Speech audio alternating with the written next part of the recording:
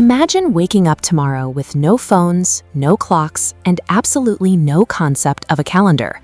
If you can't track the date, you have no way to predict what the weather will do next. For our ancient ancestors, this was daily reality. When humans first started farming, knowing exactly when to sow seeds was a matter of life and death. If you planted right before an unexpected freeze or missed the monsoon rains, your entire harvest failed. You starved. That brutal reality is exactly why we find objects like the Ishango bone. Discovered in the Congo, this fossilized baboon bone is covered in highly organized columns of tally marks. The people who made this were meticulously tracking the 29.5-day cycle of the moon. Tracking the sky was the only way to build a predictable defense against a deadly environment. Measuring time was humanity's very first weapon for survival.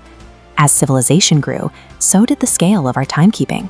Researchers today still debate if massive monuments like Stonehenge in England functioned as prehistoric perpetual solar calendars. But building a calendar exposed a glaring mechanical flaw in nature. This split-screen model shows the problem clearly. The moon completes 12 cycles in about 354 days, while the Earth takes 365 days to orbit the sun. Every single year, the sun and the moon drift out of sync, leaving a continuous 11-day gap. If a farming society relied strictly on the moon, it would take just 15 years for that gap to accumulate. Your crucial summer planting festivals would suddenly drift into the dead of winter. You cannot feed a civilization if your calendar lies to you. Early humanity was running on broken software, and they desperately needed a mathematical patch to synchronize the sky. Around 1500 BCE, astronomers in ancient India began working on a permanent fix to this synchronization problem. The scientist and sage Legata meticulously charted the diverging paths of the sun and the moon to map the error. This diagram illustrates his solution, a mathematical rule known as adikmas, or malmas. Instead of ignoring the 11-day drift, this system waits for it to build up. Then, exactly every 32.5 months, it inserts an entirely new functional month to pull the lunar calendar perfectly flush with the solar year. Because it accommodated nature's awkward math instead of fighting it, this system ran continuously. Indian astronomers achieved remarkable precision, measuring micro-units of time without ever needing to arbitrarily delete days from their history. We can see the scale of this timekeeping obsession at the 13th century Konark Sun Temple. Designed as a colossal chariot, its massive stone wheels function as hyper-accurate sundials. The shadow cast directly across its intricate inner spokes reads the time correctly down to the exact minute. The Eastern solution treated time as a continuous, organic, cosmic cycle. The goal of calculation was to harmonize humanity with nature. In the early Roman Republic, time was managed very differently. Calendars were political tools.